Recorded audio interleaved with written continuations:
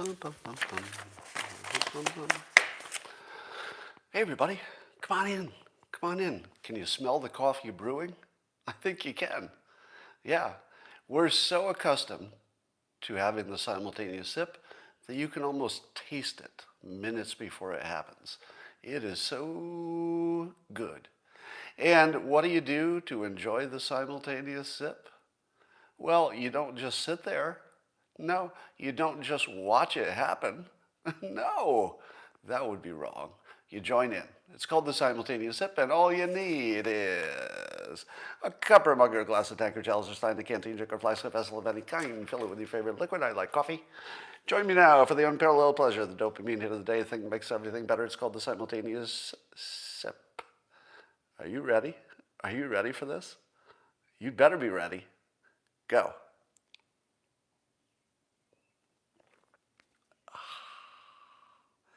Yeah, now if you enjoyed that live, you know what the feeling is, don't you? Yeah, you do. Savor it. Savor it. Okay, now we can move on. Gotta stop and smell the coffee. That's just good advice. Well, yesterday there was a big national event, something called a Super Bowl. Have I ever told you before that one way to predict the future is that the best story almost always wins? Not every time, but the best story usually wins. Who was the best story for the Super Bowl? Tom Brady was the best story because he left a dominating team. They decided that they didn't need him anymore. He was too old for them, and so they let him go. What would you want to do if you had just been the greatest quarterback ever and you had just been let go from your team while being still a winning quarterback because you were too old? What would you really, really like to do in that situation? Well, what you would like to do is win another Super Bowl with a different team. Because if you do that, what does that tell your old coach? Tells you it wasn't about him, was it? What's it tell your old team? Well, kind of says it wasn't about them, was it? Maybe all those Super Bowls weren't because you used to have a good coach. Maybe the Super Bowls were because of you. So I can't imagine anything that would be more fun than being Tom Brady this morning. Can you? I mean, what would be more fun than not only winning the Super Bowl yet again, seventh one, I doubt anybody will ever match that, and also rubbing it in the face of all the people who said you were too old. Guess I don't need that coach. Guess I don't need that good team that was behind me. Now, I'm not what you'd call a sports fan. I'll say some bad things about sports later. But I had a little thing I was trying to do, just sort of a mental experiment, and it went like this. I wanted to see if I could get all the way through Super Bowl week, or the 2 weeks before Super Bowl, and all the way through the game, and all the way to today, without once knowing the name of the quarterback who was opposing Tom Brady. And I still don't know it. I actually don't know the name of the other quarterback for the Kansas City Chiefs. Can anybody tell me the name of the quarterback? Who was the other guy? Don't even know his name. Patrick Mahomes, somebody saying? I don't know. Okay, I guess that's the name of an athlete, Patrick Mahomes.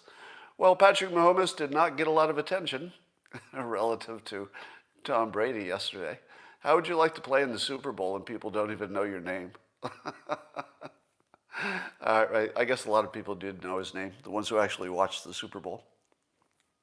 There were a lot of jokes that came after the Super Bowl, including Brett Weinstein, who said in a tweet, "How long before the courts rule on who actually won the Super Bowl?" Now, that was a good tweet and a good joke, but not as good as all of the comments on this tweet. So Go look for that in either Brett Weinstein's feed or in mine. I retweeted him yesterday or today. And you should see all the other funny comments. It turns out this was a really good straight line, or at least the situation was a good straight line for lots of good jokes. All right. Now, do you believe my theory about the best story usually wins? And Tom Brady was the best story. So even though he was not favored in terms of the specifics of the betting odds of these games, he had the best story. So now, remember I first used this theory when President Trump ran for office in 2016. He was the best story, by far. Him winning was the best story. But when he ran for re-election, what was the best story? It really wasn't Trump wins another election, because that would have been sort of expected. So that's not the best story. You expect incumbents to win. The best story would be running somebody who's clearly mentally defective while you're really trying to put in office the vice president who's too progressive, according to a lot of people. That's a good story, right? If you compare those two stories of Trump just wins again, and you get more of the same, or the brain-dead dementia guy who's being really backed by the real president, I mean, it's not even close. One of them is the good story. So watch how often that predicts. There's no reason for that, by the way, at least that I can think of. Now, the best reason might be that because our minds are so tuned to stories from movies and books and all the fiction that we consume, that we kind of guide ourselves subconsciously toward the best story. So maybe even the players on the field with Tom Brady, even the other team, knew that the best story was them losing, right? So it could be that we're just too biased toward the best story that we make it happen without even knowing that we're consciously making any choices. Maybe. Or it's just a coincidental thing that I think I'm noticing, but I'm not. That's possible. Here's a little mental exercise for you. And this is a good mental exercise for every situation. I'll give you a specific one here, but in general, it's good to do this. And I talk about this in Loser Think a little bit in my book. Is sometimes take a situation that you're very familiar with and you have an opinion on, and just say to yourself, what if I'm totally wrong? What if I've got the wrong filter on this? What if I'm just looking at it upside down? What if I've got cause and effect backwards? And that doesn't mean that you're wrong. It just means that it's a good exercise to every now and then say, what if everything is just exactly backwards of the way I think it is? I do that all the time. I take anything that I'm sure is true, and I just say, but what if it's backwards? Would it still work? Like, would all the evidence that I'm looking at still apply and still be perfectly compatible if you took what you thought to be true and literally reversed it? And sometimes you surprise yourself. You say, uh-oh, I just found out that all the facts I'm looking at work both ways. It's scary when it happens, and you realize how fragile your mental process is. I'm going to do that for you right now. I'm not going to try to change your mind, okay? I don't want you to change your mind on the topic that I'm going to bring up. I'm only going to show you an exercise where you can reverse the truth and it won't be crazy. That's all I'm going for, okay? Just the process. Don't change your mind on anything. When we look at the issue of, don't sign off yet. I know you're going to turn off this live stream as soon as you hear this topic, because everybody always does. Transgenders in sports. Stay with me. Stay with me. Just for a little while. It's worth it. Just stay. Stay. Okay. You know that I am one of the leading voices, at least in terms of being vocal and public about it, for saying that transgenders should have every right to play sports, etc. But what is the common way to look at this? The common way that conservatives look at it is this. This is not my opinion. I'm describing other people's opinion. The sports is good, and there's something wrong with the transgender athlete, that they're broken in some way, or they're morally or ethically deficient because they would want to play on a team in which they would dominate because they were born with some biological male qualities that they've been transferring out of. That's what you think, right? Wouldn't you say that the most common opinion from the conservative side of the world, again, not my opinion, but a common one, is that sports are good just the way they are, and there's something wrong with the athlete in this case. Now, I'm just going to ask you this question. What happens if you reverse it and you say that sports are broken, but all the athletes are fine? What if you just say, how about the world is full of all kinds of different people? There are short people, tall people, people who have skills, people who are strong, people who are weak, people who have different gender, sex traits, infinite different people. Can people really be broken? Is it really the people who are defective here? Because people come in all kinds.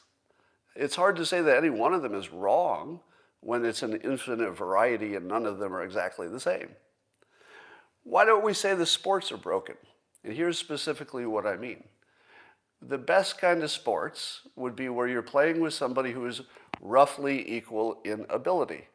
Isn't that the whole problem with having a transgender athlete playing on a women's traditional team? The whole problem is that you have a mismatch of talent and even physicality, right? So the problem is not that the athlete is broken. There's nothing wrong with the athlete who wants to just play some sports. What's wrong is that the sport doesn't allow people of equal ability to play against each other. You want another example? I'm male. So according to the rules of sports, the way they exist, I could play on a men's basketball team if I were, let's say, in college or high school. But could I? Could I play on a men's basketball team? I'm 5'8". No, I can't. There should be a sport for me in which I can play basketball against people who are roughly the same height. That would be a good sport. What is the point of putting me in a game in which I'm playing with people who are 7 feet tall? There's no point in that. The sport is broken. It's not me. I'm not defective because I'm 5'8". I'm kind of in the normal range of human beings. There are people smaller than me, people bigger than me. It's completely normal to not be normal, right? We're all not normal in some way. Fix the sport. Why in the world do you ever put people of wildly different abilities on the same team? Does it matter what the gender is? It shouldn't. I've told this story before. I played co-ed soccer years ago, and one of the women who played co-ed soccer on our team was really good. So as a female player, she was extra good at soccer, which made her better at soccer than maybe a quarter of the men that were on the field. Now, the other men were also good at soccer, and they were physically stronger, so they had some advantages, but she was probably better than a good 25% of the men who were playing. Should she have to play with only female athletes if she would prefer to play with stronger players? And the answer is no. She was perfectly happy playing co-ed soccer with people who were physically bigger than her. Now, it didn't work out well for her. It turns out I broke her nose. But if she had not been on a team with larger men, maybe her nose would not have been broken. I didn't do it intentionally, by the way. I just cleared a ball fairly aggressively. Her face was in the way. A lot of blood happened. But did she quit playing soccer? She did, of course, because her face was broken. But she had the right to play, and she was with people of equal talent, and it's where she wanted to be. The sports were broken, not her, and not me. So that is my point. Sports are broken. Why do you have men's teams and women's teams instead of just teams? Why can't people just play on the team that's matched to their ability? Why do sports have to be part of a high school and college? It's ridiculous. The way high school sports are designed is to make stars out of a few people and to make everybody else feel like a loser. Sorry, that's the way they're designed.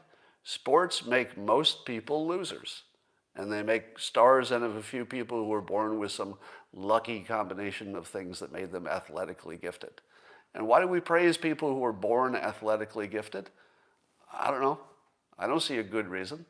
I'd rather see somebody who wasn't born athletically gifted do a good, try hard and do good work for what they've got. All right, so fix sports so that everybody can play in the team that is roughly their ability. And while you're at it, why don't you fix the rest of sports which are broken? I'll give you some more examples. Golf is mostly about looking for your ball. That's a stupid sport. Golf should make all of the clubs the same length, number one. Having clubs of different length is just stupid. I mean, it's just making it extra hard for no reason. Make the balls easier to find or allow you to just put your ball down wherever is the last place you saw it. It'd be better. How about tennis?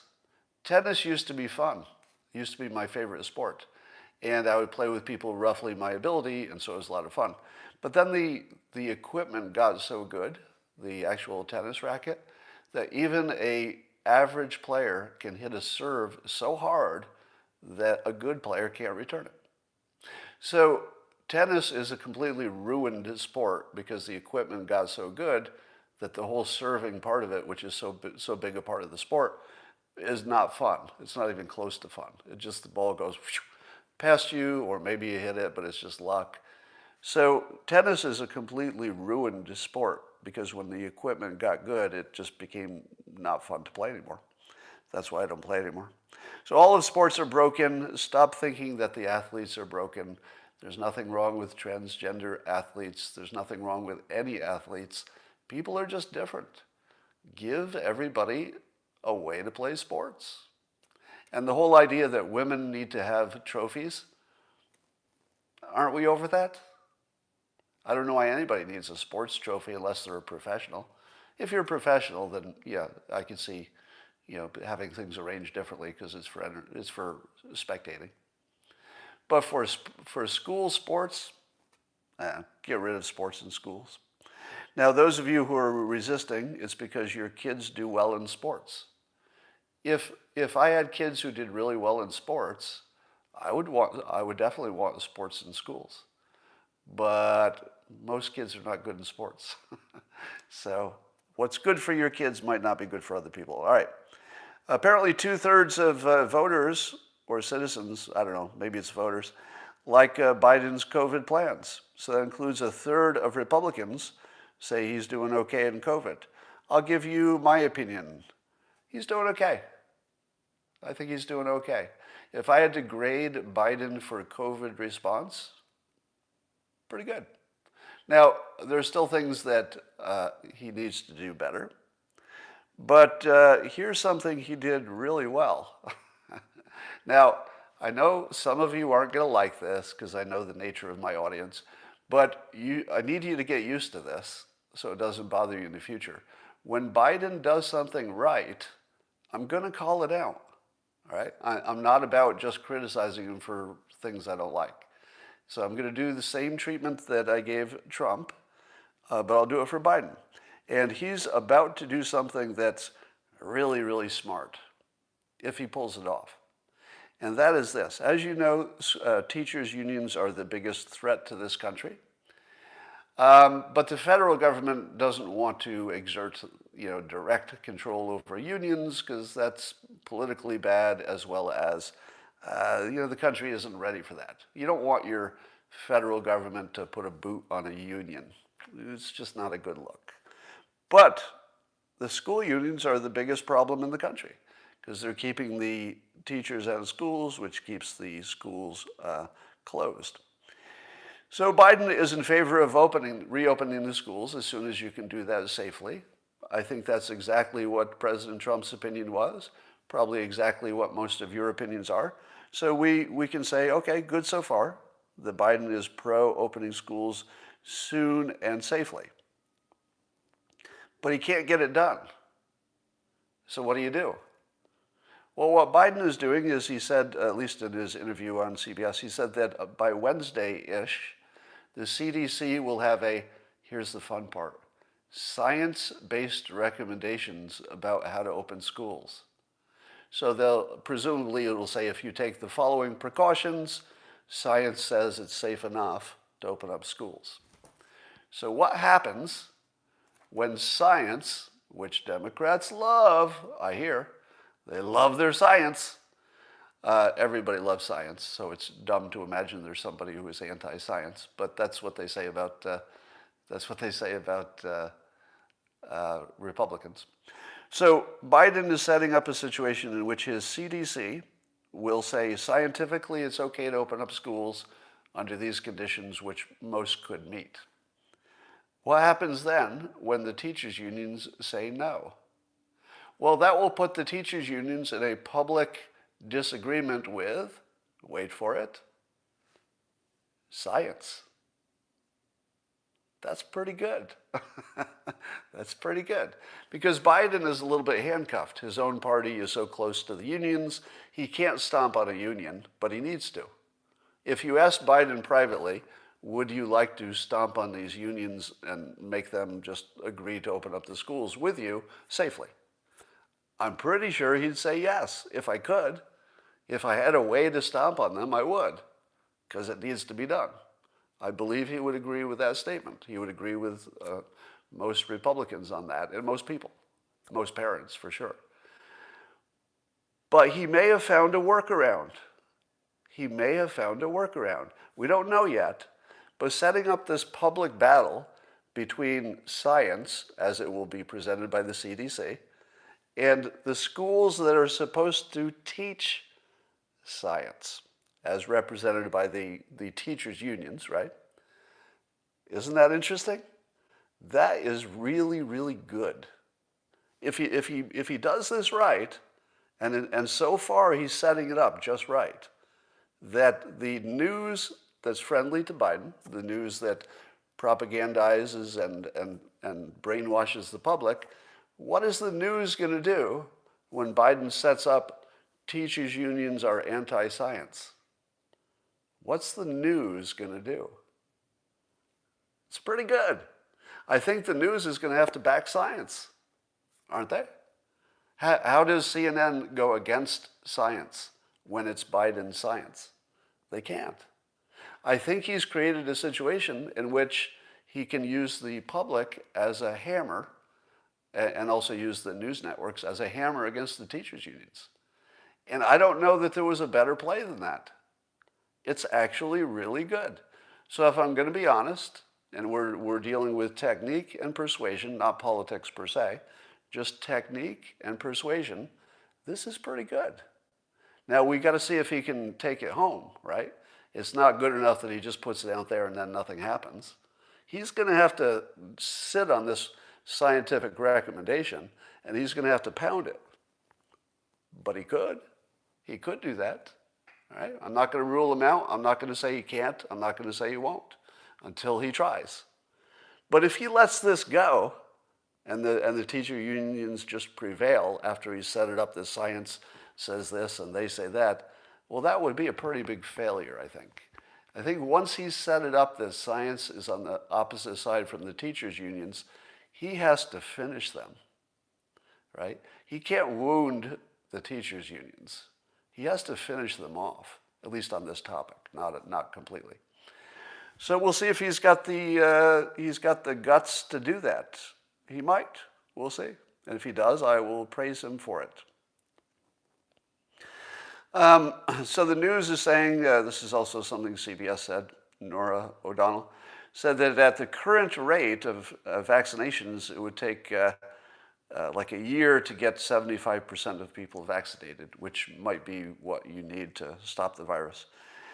Do you think that tells you something? What should you think when somebody says at the current rate, it will take a year? How should you translate that in your mind? Should you translate it into your mind as it's going to take a year? You shouldn't. Because what you should translate in your mind is that there's a learning curve here, and it's a pretty big one. Meaning that on day one, you expect everything to go poorly because they've never done this before. On day two, they're fixing the problems they saw on day one. On day three, they're fixing the problems they saw on day two. So by the time you get, let's say, 6 months into this, your learning curve should have gone through the roof. And we're seeing now that Biden has been offered by, I guess the NFL offered all of their stadiums. Every football stadium has been offered as a mass vaccination place. All right, where did that come from? I mean, that just came out of nowhere, right? And it's because we needed it.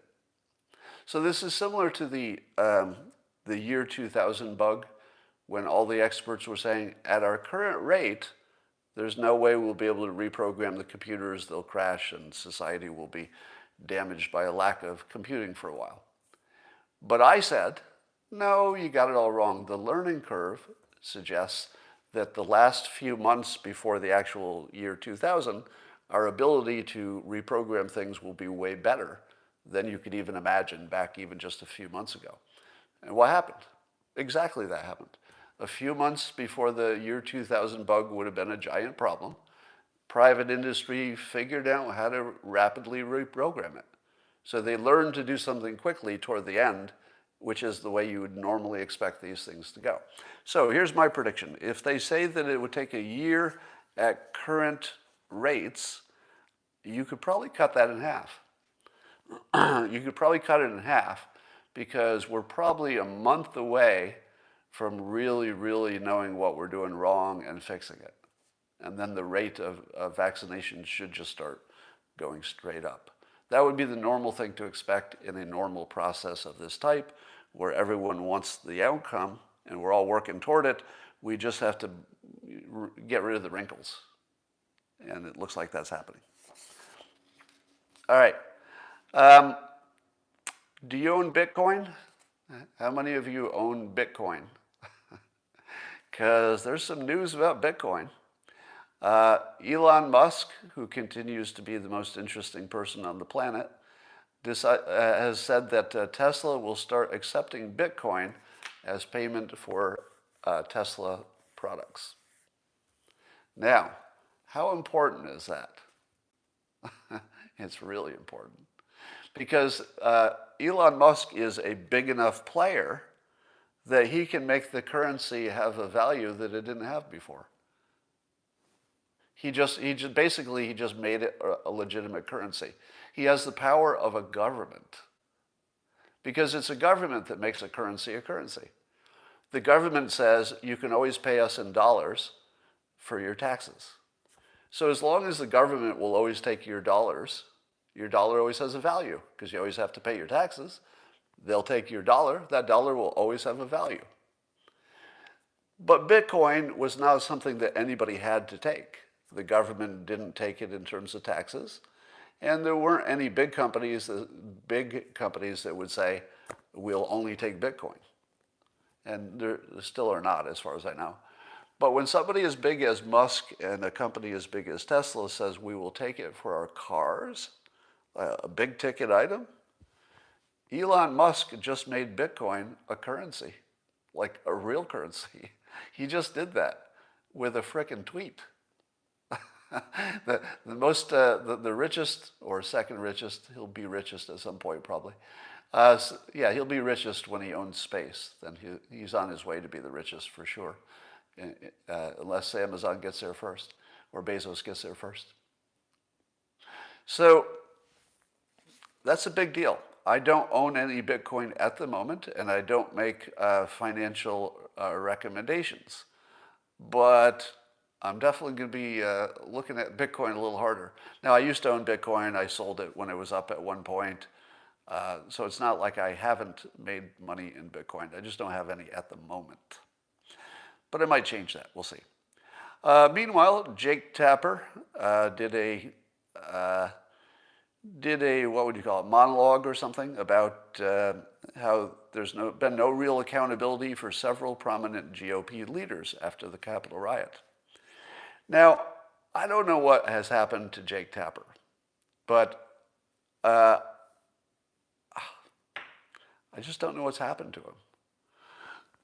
He looks like something's happened in his personal life or something, because his demeanor on camera when he's talking about the Republicans and the need for accountability, it just feels demented and revengey and broken in some way. He doesn't look like he's calling for justice. He looks like he has a personal mental problem of some sort.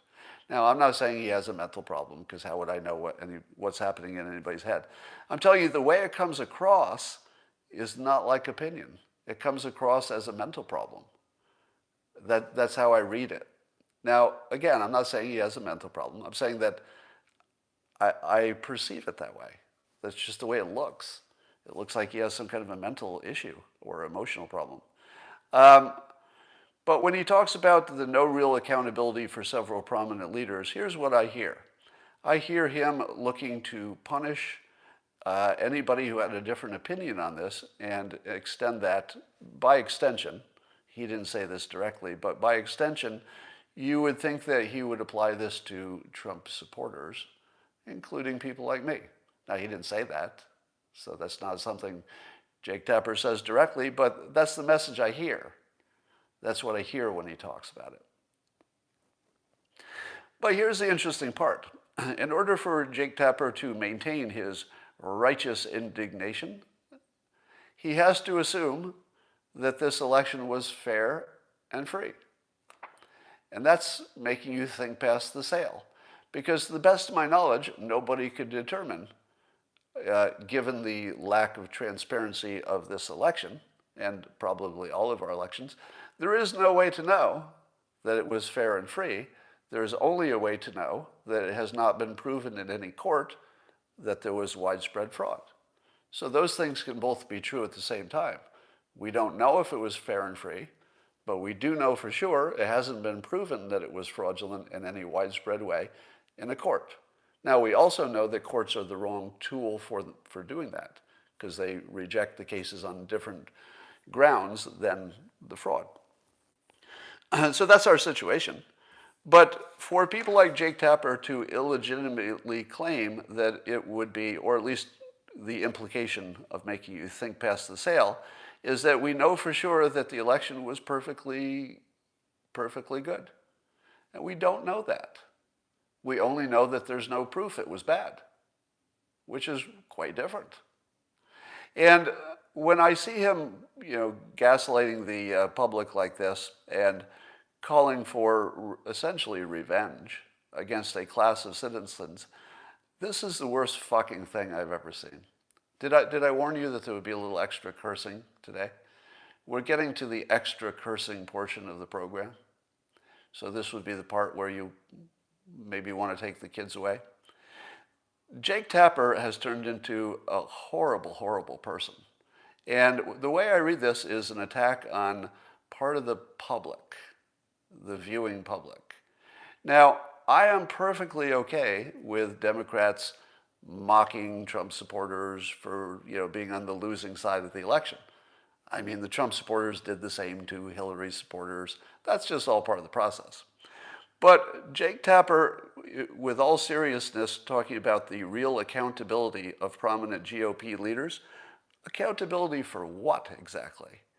Because he's calling this fucking takeover of a Viking horn guy and another guy with some twist ties, occupying some empty rooms in the Capitol building. He's calling that an insurrection or a coup. What do you think the people who did that wanted? Jake Tapper and CNN? What do you think they were asking for? Were any of them asking for an illegitimate government to be installed? No. Every one of those fucking people wanted the Constitution to be followed and the election to be fair. Did any of them say, we would like a different president even though the election, we believe, was fair? No. What were they asking for? A change in who was the president based on non-constitutional methods? No. They were asking for constitutional processes. They were protesting too aggressively. They need to pay for any, any too aggressive actions. The legal system still has to do what it does. But for people like Jake Tapper to sell this fucking thing as a coup when it wasn't, it was an attempt to make sure a coup had not happened in this country. And people like Jake Tapper are selling the fucking coup, meaning, at least the allegation that the election was not appropriate. So branding these Democrats, branding the GOP leaders who were asking for a little extra time for a audit. And by the way, they didn't ask for anything to be delayed. Ted Cruz was simply asking to use the time we have to do a little auditing. That's it. That simple request, fair and reasonable, has been turned into they're a bunch of insurrectionist, treasonist people who need to be punished forever, and so do you if you support them.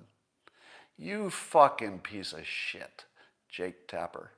You fucking piece of shit. I hope you see this. I'm sure somebody will send it to you. Jake, I used to like you, but you've turned into a very bad person. As a human being, you should have something to think about. You've gone way beyond telling the news, and you've gone way beyond having an opinion on the news that I don't agree with. You've gone into fucking evil. You are painting your fellow citizens with lies and fake fucking news, from the fine people hoax to the drinking bleach fucking hoax, in your whole fucking illegitimate fake news organization. And now you've made it fucking personal. It's personal now, fucking Jake Tapper. This is personal. You fucking asshole. You've made it personal.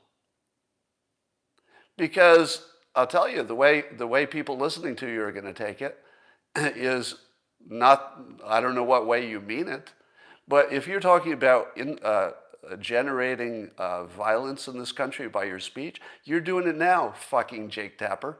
You are causing some real fucking problems. All right? These are real problems. You're causing them with your way of talking. What you could have done to help the country heal would be something along the lines of, hey, I know a lot of people had questions with the election, but it'd be better if we moved on now, try to fix them next time. Maybe, Jake Tapper, you could be talking about what the country is doing to fix the election for the next fucking time. Jake Tapper, do you have anything to say about that?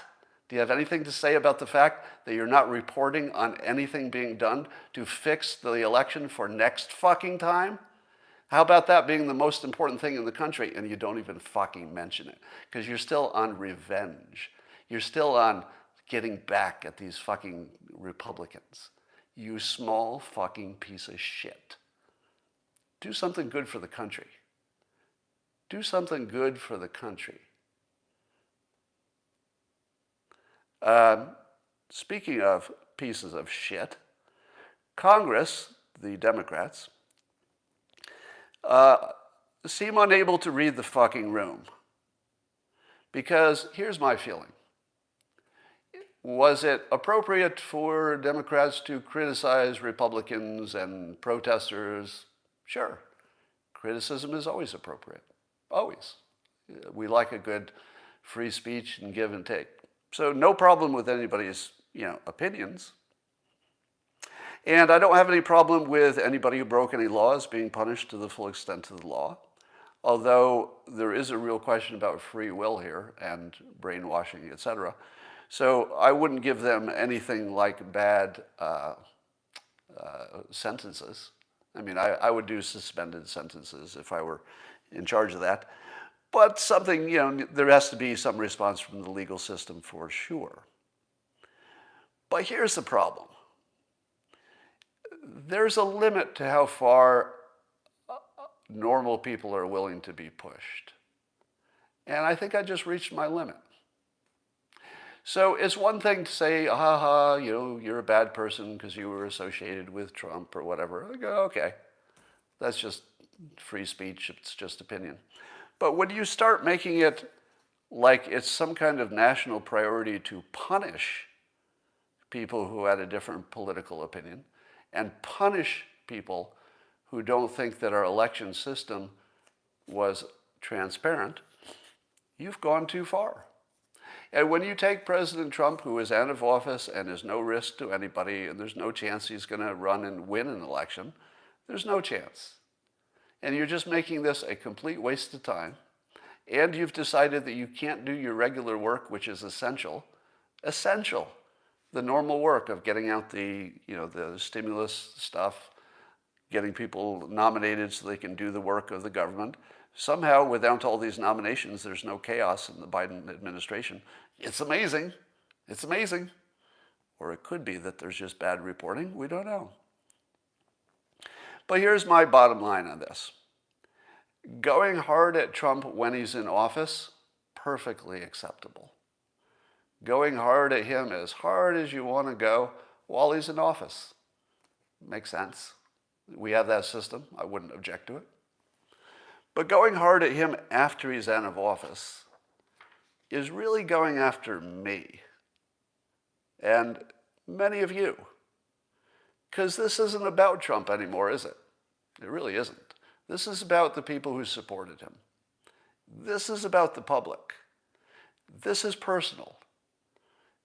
Criticizing politics, well, that's just politics.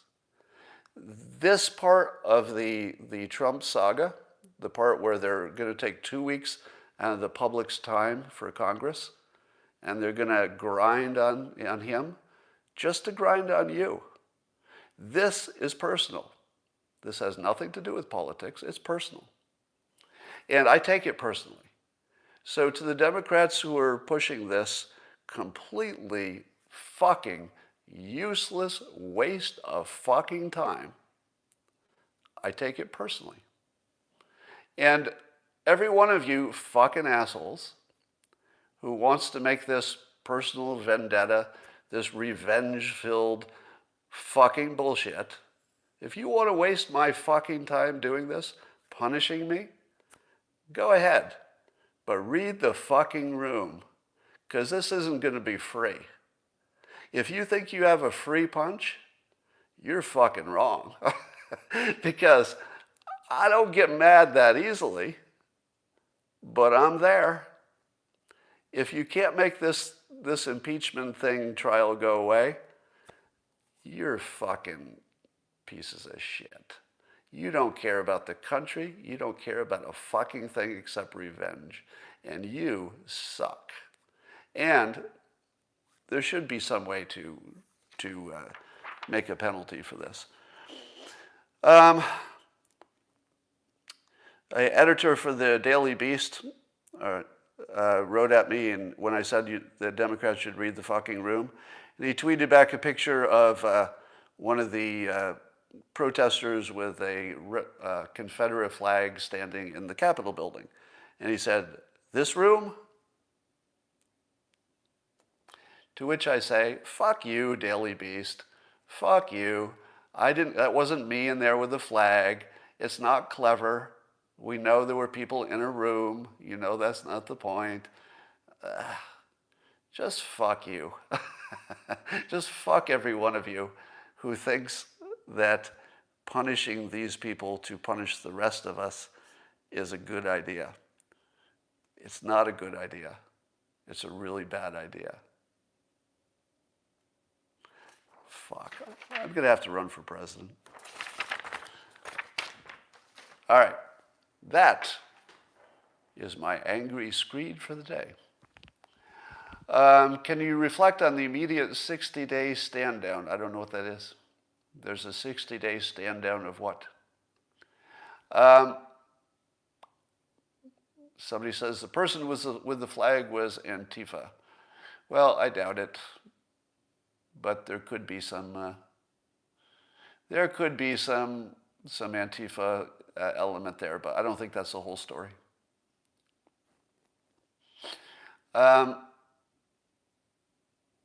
Jake's going to get you, somebody says. You and Candace.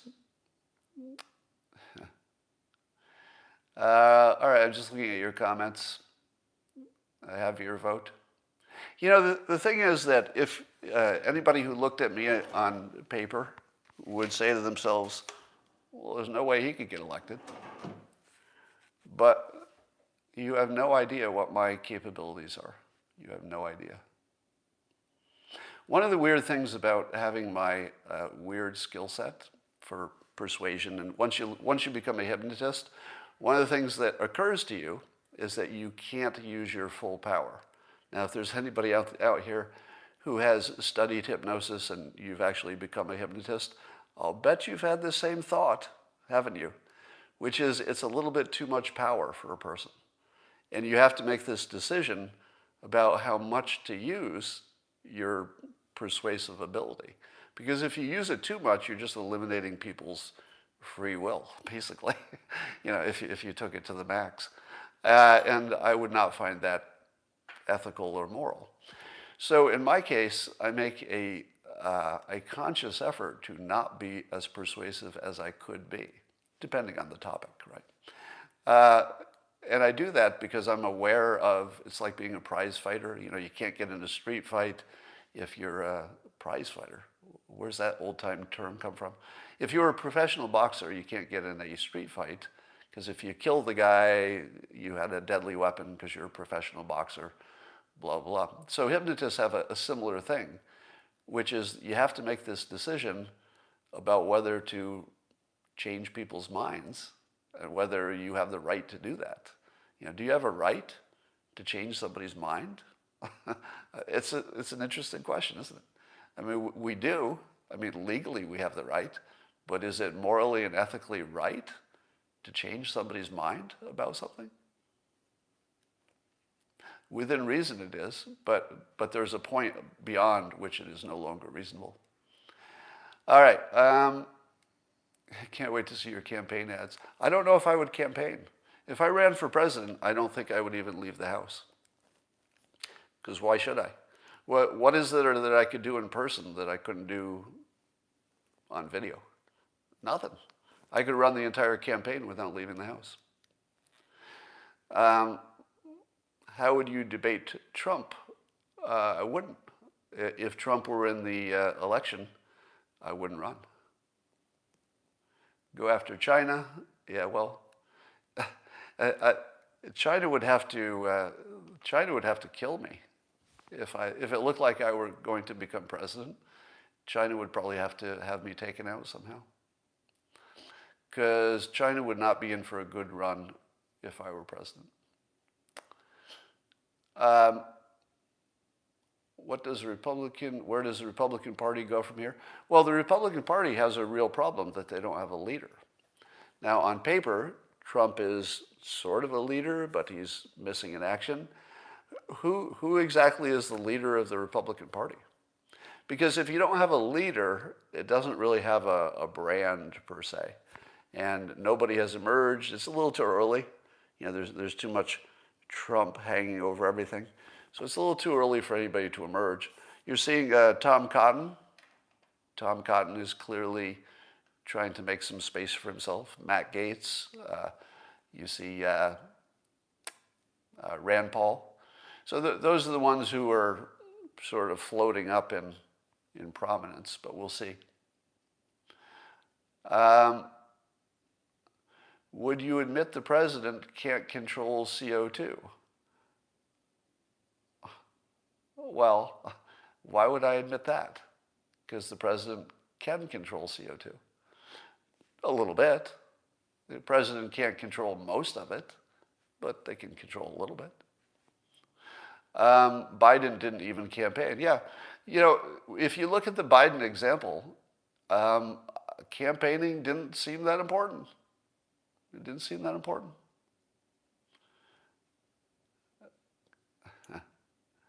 If I ran for president, all they would talk about is that I'm a hypnotist, and it would just make everybody crazy. Because they wouldn't know, the stories would be, we can't tell, is he hypnotizing us? Is this hypnosis? Wait a minute. Does he believe this, or is he just saying this? It would make the news business would be crazy. Let me tell you, since the only way I'd run for president is if I were so mad that I didn't care what happened to myself. Like if I lost all fear of personal harm, and that happens to me if I get mad enough. I'm not there yet, but I'm getting close. But you would have to know that you would be destroying your own life to run for president. I think that's kind of built into the process now, unfortunately. So being president of this country is sort of a kamikaze pilot run. You don't come back. It's sort of a one-way trip. So maybe it's better if you're a certain age, because your life is over when you're done in the current system.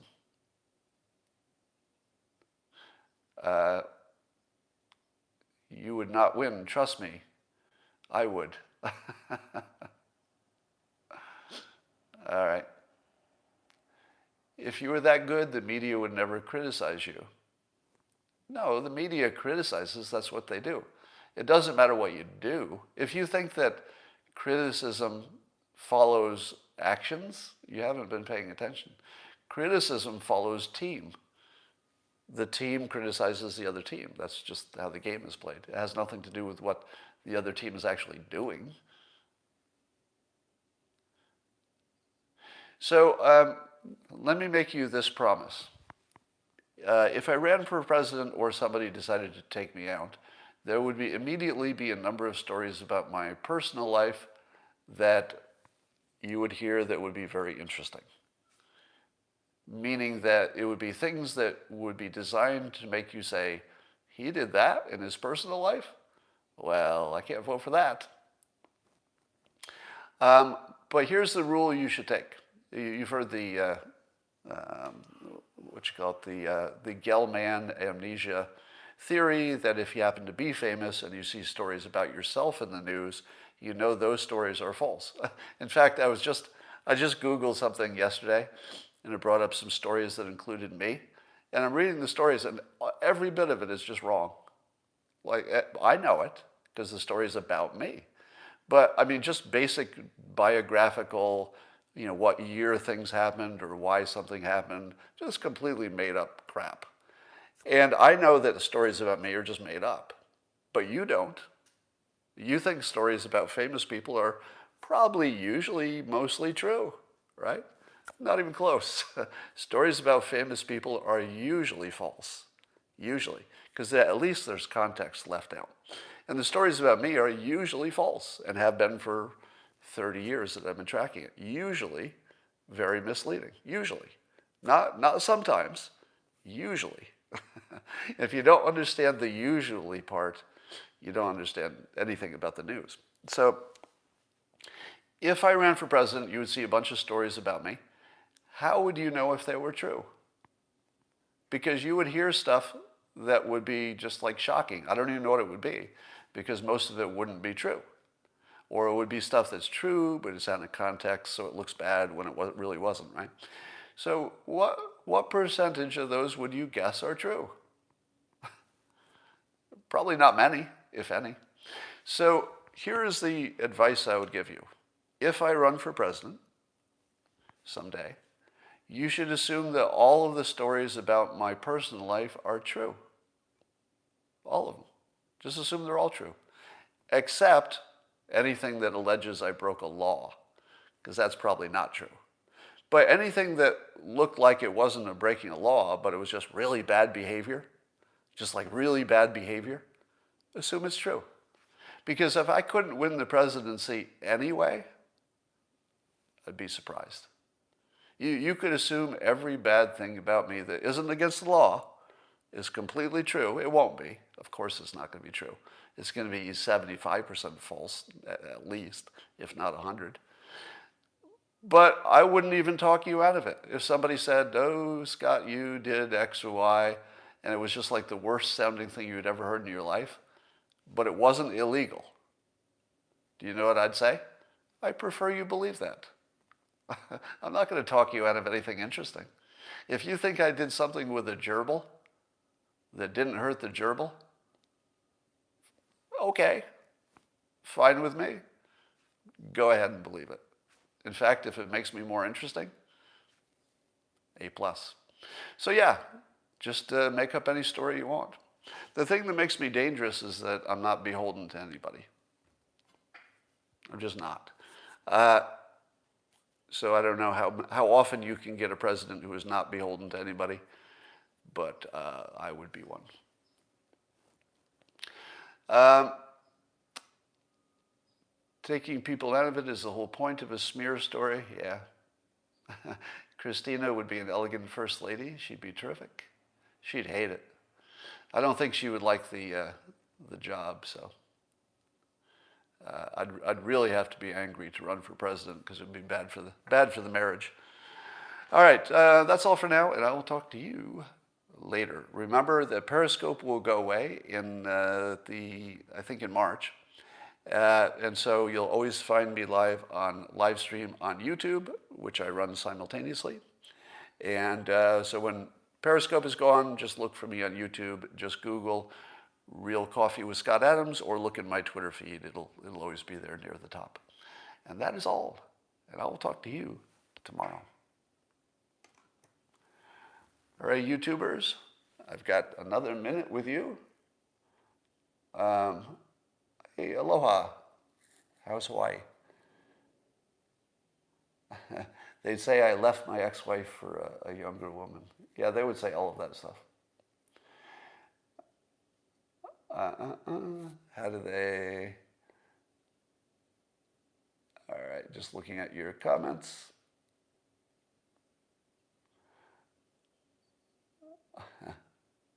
All right, thanks for all your comments. I'm not ready to run for president yet, but that would be fun. You know, if I picked a vice president, I would have to do what Trump did. So Trump picked Pence so that there was one person who knew how government worked in the team. And I would do the same thing. If I ran for president, I would pick as a running mate a traditional, probably a congressperson or a governor or something like that. But I can't imagine any real politician who would want to be my running mate. All right, that's it for now. I'll talk to you tomorrow.